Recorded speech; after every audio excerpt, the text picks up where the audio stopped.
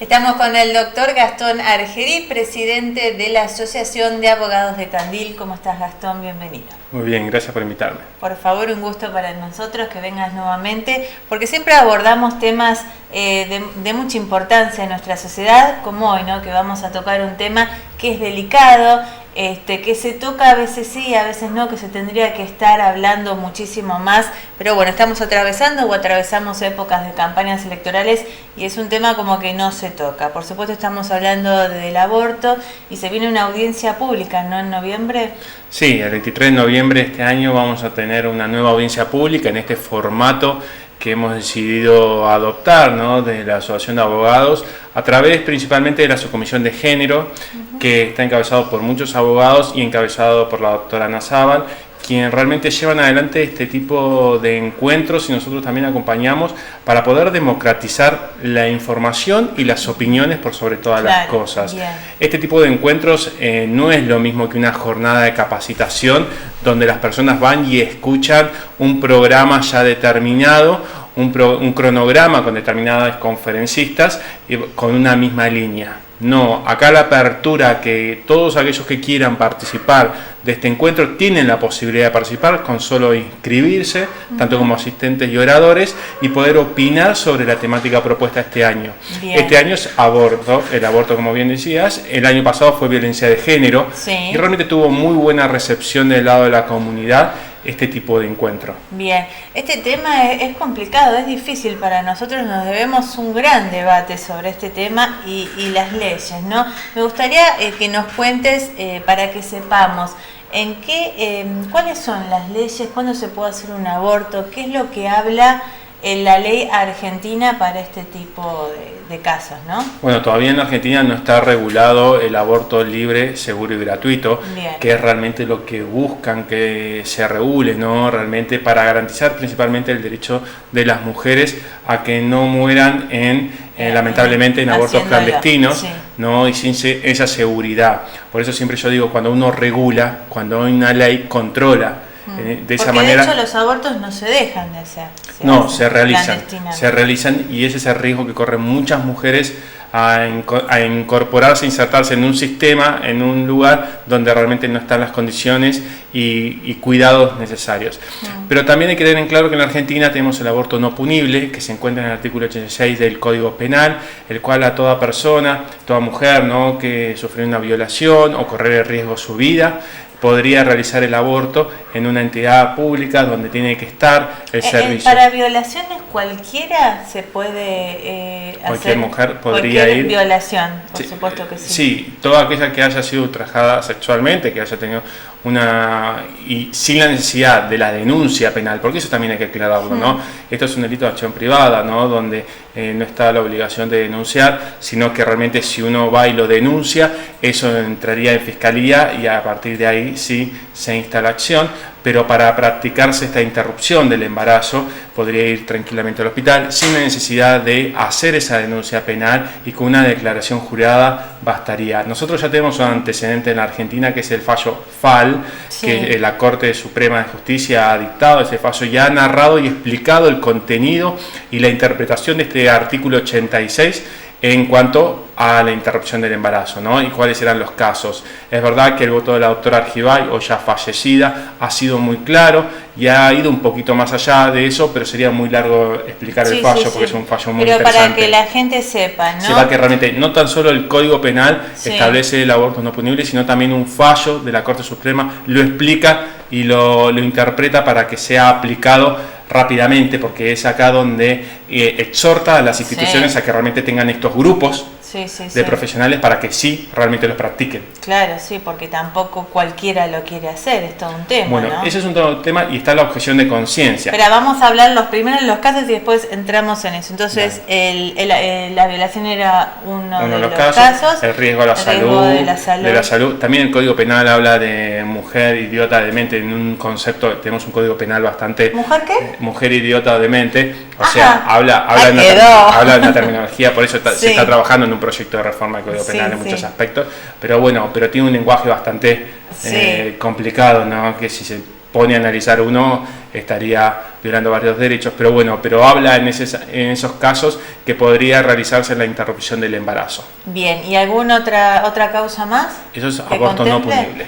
Esas dos nada. Donde no estaría penado por la ley. Bien. Ahora, cualquier persona que no encuadre dentro de ese artículo, en esos incisos, debería ser penada por la ley. Perfecto. Ahora sí, vamos al otro caso, que es cuando, una mujer es violada, va al hospital y tiene que haber alguien que lo quiera hacer. No te pueden obligar a hacerlo. Es un tema medio, uno te escucha preguntarlo y es un tema que hoy también se habla acá en Tandil mucho, ¿no? ¿Cuántos abortos se hacen? ¿No? Los grupos que se presentan en favor, en contra. Estuvimos haciendo notas de estos semanas atrás, por eso. Es un gran tema hoy en día. Pero en los profesionales que son parte, por ejemplo, para que la gente entienda del hospital, tienen la posibilidad de ser objetores de conciencia. ¿Qué implica esto? Decir que realmente no están de acuerdo en poder practicar esta técnica, esta intervención, y entonces no participarían. El tema es que hay que garantizar que estos profesionales estén en la salud pública, ¿me explico? Entonces tenemos que ver quiénes serían los profesionales, que haya 100 profesionales que sean objetores de conciencia, pero tiene que haber determinado grupo que sí lo haga. No se estaría cumpliendo el derecho de la persona. Como vos lo entendés, es como lo tienen que entender todos, en que hay que garantizar lo que dice el código y lo que ha dicho el fallo de la Corte Suprema. Entonces, este es el dilema, ¿no? Que a veces hay objetores de conciencia dentro de la función pública y a veces no se estarían dando dentro de la función privada. Del ámbito privado. Entonces, esto también hay que dar ese debate. Por eso los debates, cuando se discuten, hay que darlos con profundidad y sincerizar, ¿no? Ser sinceros en esta cuestión de decir, yo no lo hago porque por esto, pero no me voy al ámbito privado y sí lo hago.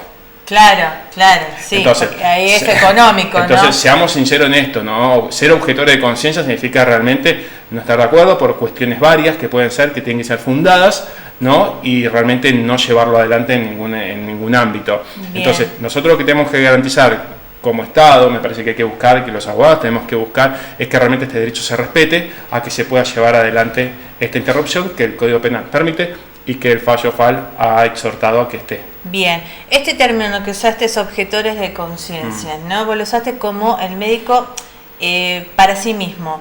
Pero yo he hablado con asociaciones que manejan de distintos lados el tema del aborto y dicen que los médicos objetores de conciencia interfieren cuando la paciente va a verlos y que eso está mal. ¿Cómo es eso? Bueno, en algunos casos hay consejerías donde realmente trabajan mucho. ¿Tienen que ser así objetores de conciencia o tienen que ser...? No, tiene que existir la posibilidad de que se pueda llevar adelante en la intervención quirúrgica, sinceramente. Entonces ahí hay que convencer para que no lo haga. No, el derecho y la libertad y la autonomía de la persona es uno. Después, cómo uno trabaje como profesional es otro tema. ¿Me explico? El tema es, si la mujer va, debería y debe tener garantizado ese derecho. No hay discusión. Después hay diferentes etapas donde se puede trabajar con la persona. Esa persona tiene que estar asesorada en todos los aspectos. Tienen que tener un consentimiento informado verdadero, porque realmente tiene que haber... En este asesoramiento hay una línea muy pequeña de que, por supuesto, todos somos personas, todos tenemos conciencia y distinta manera de ver la vida y siempre uno va a poder transmitir.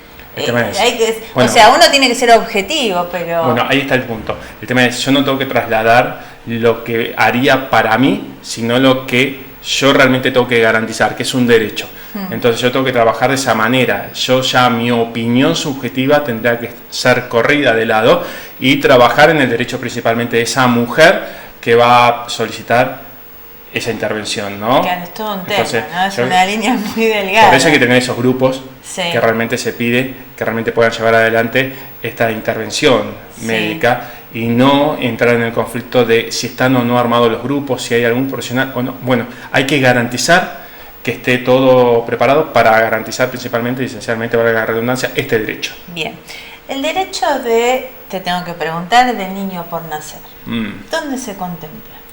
El tema es que estas cuestiones son tan delicadas que uno tiene que a veces priorizar. Hay diferentes grupos que mantienen la cuestión de esto, del niño que se está gestando. Bueno, yo soy justamente de aquellos que hay que empezar a interpretar de cuándo se es persona o no. Claro, porque entonces, ahí esa es mi otra pregunta. Es un gran debate que podríamos estar hablando muchísimo a partir de cuándo uno es persona, claro, ¿no? Sí. Entonces, el Código Civil hoy, el artículo 19, te establece que se es persona a partir de la concepción. Concepción bien, en lo cual por eso no se puede hacer. Concepción en dónde, a partir de cuándo, ¿no? En el útero de la persona, dentro del cuerpo de la persona, a partir de que se empieza a gestar. O sea, no es lo mismo fecundación, o sea, un embrión fecunda un óvulo y eso lleva adelante un embrión que está crioconservado fuera del cuerpo de la mujer, ¿no? In vitro, tal cual, eso no sería persona. ¿Me explico? No es persona. Se es a partir de que uno está dentro del cuerpo de la mujer y eso empieza a gestar. Bien. A partir de ahí dice el Código Civil que se es persona. Obviamente, vos me preguntás cuál es mi opinión personal, lo que fuera, se es persona a partir de el nacimiento con vida. Esa es mi opinión. Me explico, como hay muchas opiniones diferentes. Hay gente que dice que el embrión es persona, lo cual ya tenemos varias jurisprudencias y hay un fallo de la Corte Interamericana de Derechos Humanos de Costa Rica. La Corte Interamericana, nosotros estamos sometidos como Estado a que no es el embrión persona. ¿Me explico? Entonces, son debates muy profundos, que muy largos, donde muy largos, de hecho vienen hace muchísimo tiempo y eso... Pero este código ha tenido un avance en muchas cuestiones y la Corte Interamericana ha establecido principalmente este punto en que el embrión no es persona, entonces ha permitido y ser coherente con la regulación del Código Civil actual. Entonces, al no ser persona, por supuesto no tiene derechos, ni de niño, ni de adulto, ni de nada. El tema es, ahora, están en juego los derechos de la mujer, de la gestante. Claro. Entonces, ¿cuál es el que sobrepesa o no? Entonces, prioritariamente aquellos que sostienen que la regulación que debería tener, por ejemplo, la intervención quirúrgica, la interrupción del embarazo libre, seguro y gratuito, aquellos sostienen que el derecho de la mujer está por sobre el derecho de la persona que se está gestando. Claro. Y aquellos que sostienen que no debería regularse, sostienen esta teoría que vos planteas, el derecho del niño por nacer, ¿no? El tema es que hoy ya tenemos permitido el aborto no punible en Argentina, dentro de ese ámbito, por diferentes situaciones. Entonces yo creo que hay que mirarlo de una forma avanzada. Y quiero decir algo, no hay persona, y esto creo que es así, y no he conocido a nadie que esté a favor del aborto. O sea, se está a favor de que se regularice, que haya una ley que controle esta situación, que realmente prevea esta situación, porque realmente decir que se está a favor del aborto es no saber lo que sufre esa mujer cuando realmente tiene que llevar adelante este proceso, esta intervención médica, quirúrgica, ¿no? Realmente es un tema delicado, un tema que hay que comprenderlo. Y un tema donde hay no sé cuántas miradas distintas sobre el mismo tema, por lo cual es muy difícil. Yo tengo otra pregunta todavía. Pero está bien que haya varias miradas, porque eso va a poder construir una mejor regulación en el futuro. El tema es que tenemos que entender que deben respetarse los derechos a la hora de regular algo. Por supuesto que sí. Hablando de derechos, el derecho del papá, porque si bien no está en el cuerpo de él, pero es su hijo. Sí, ¿Cómo se regula o no se toma en cuenta para nada? Pero acá tenemos una mujer que está gestando y por diferentes factores puede tener la necesidad de interrumpir el embarazo y eso realmente hay que priorizarlo. Entonces no podemos poner en riesgo una situación y una persona que realmente correría riesgos en cualquier situación, ¿no? Entonces se prioriza en este caso a la mujer. El padre no tiene ningún derecho. No es que no tenga derechos, porque por ahí sería muy, muy frío que uno decir, bueno, no hay derechos para los progenitores. Sí, los progenitores los padres tienen derechos. El tema es que uno piensa también con el estereotipo de la familia heterosexual. Claro, uno piensa con la cultura de la cual podría llegarse a dar en parejas de dos mujeres. También hay otra mamá que no tiene derecho. De tener que abortar habiendo realizado una técnica de reproducción no más asistida, ¿no? Y habiendo quedado embarazada y corriendo riesgo su vida, no entra dentro de las cuestiones específicamente habladas antes, entonces por ahí sí necesita interrumpir el embarazo. Bueno, son cuestiones que realmente esa persona va a tener que decidir, la que está gestando, sin intervención de la otra. Y si se diera al revés, si el padre o la otra mamá no quiere tener al hijo, pero la que lo lleva en el vientre se prioriza el derecho de quien está gestando. Nadie puede obligar a abortar o interrumpir el embarazo.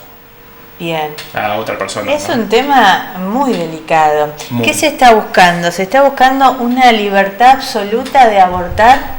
No, yo creo que siempre hay en estos temas muchos sectores, muchas puntas de un mismo tema que realmente a veces llegan a los extremos.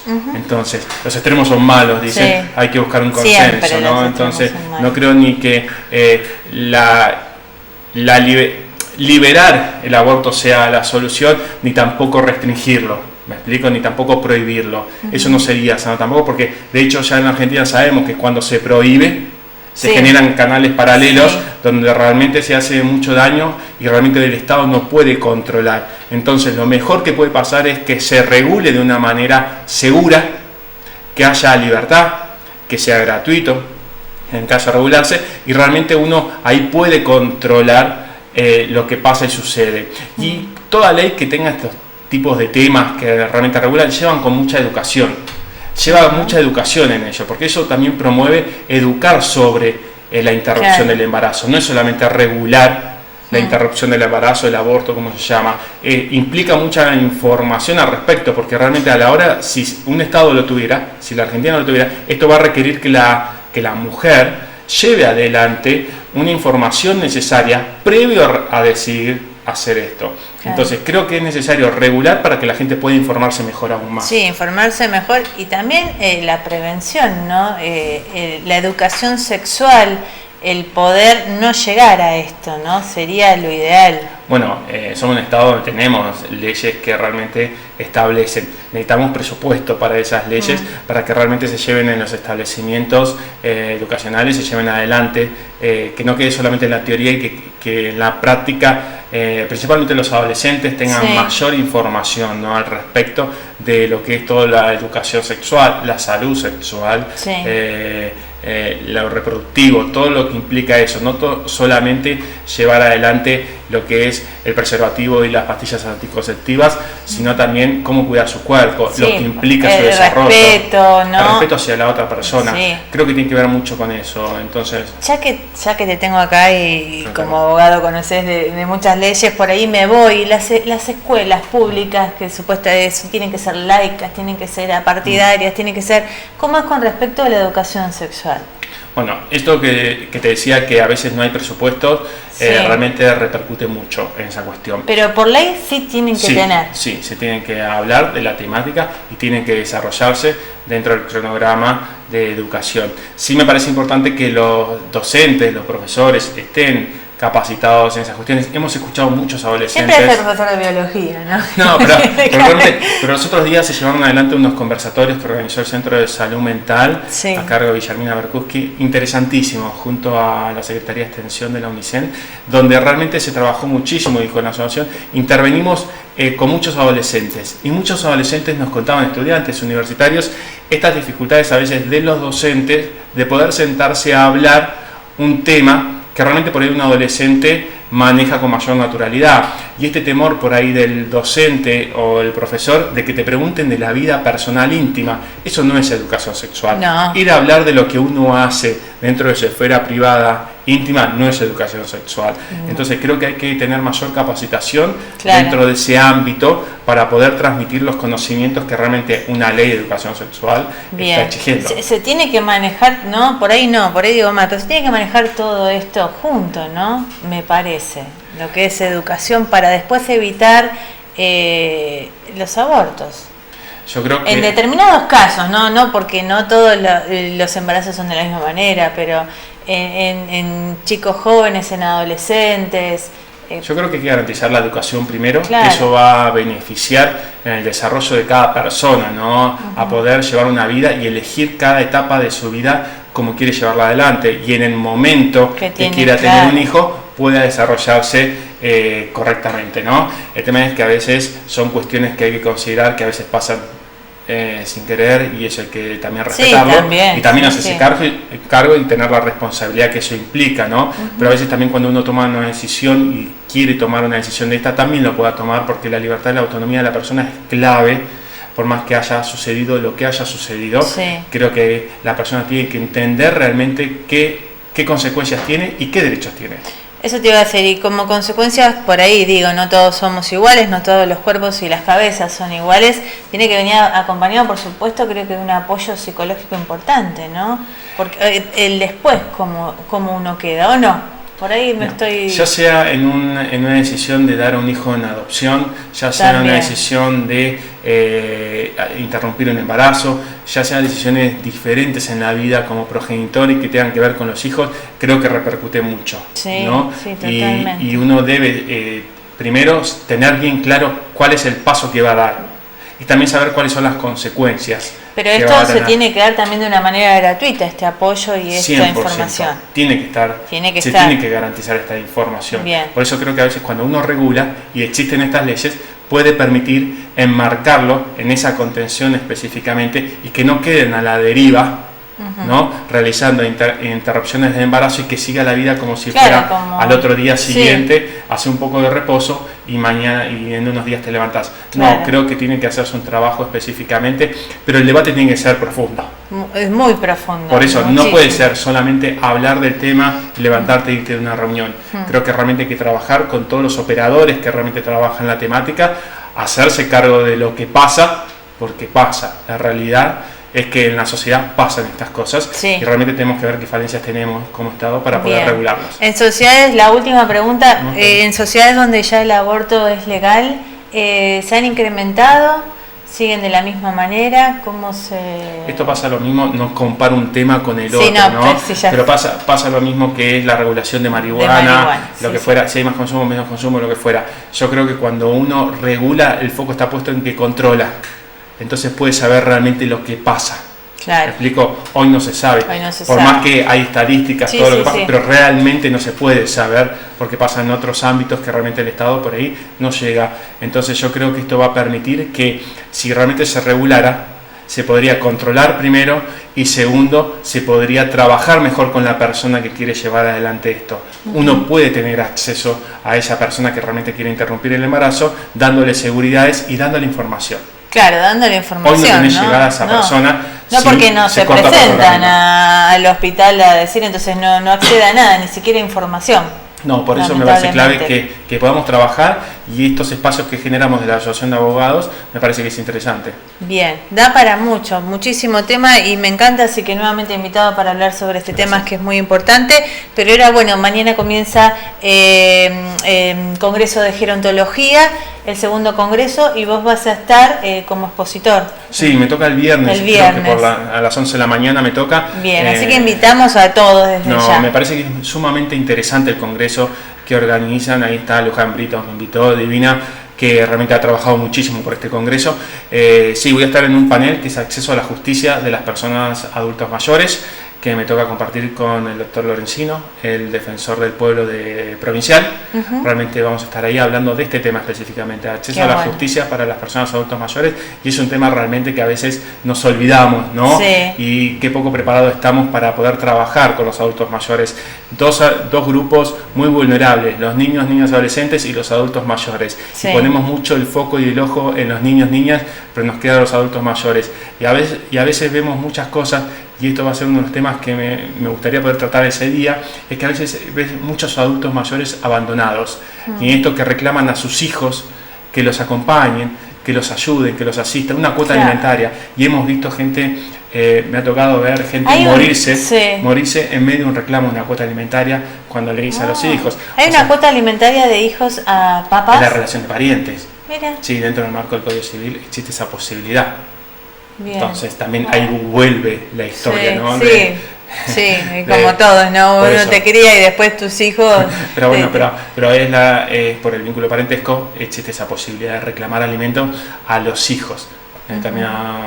Y se han muerto lamentablemente. Y encontrarse esa situación. Entonces me parece que el acceso a la justicia tiene que ser real y concreto y no solamente decir, bueno, puedes iniciar un expediente judicial y listo. No, porque además en los tiempos argentinos Por eso, a veces yo digo, la justicia no son los tiempos de la realidad, ¿no? Pero creo que de a poco se va ayornando las presentaciones electrónicas, todo el sistema electrónico que realmente se ha incorporado a nivel provincial, viene beneficiando, y sí creo interesante de que muchos jueces están ayornando en muchas cuestiones para poder brindar mayor accesibilidad a la justicia, que es lo que me parece importante. Bien, temas buenísimos los dos para seguir tratando, pero viste que nos tenemos que ir, así que nuevamente invitadísimo, Gastón, y muchas gracias por estar con nosotros. No, un placer y gracias, saludos.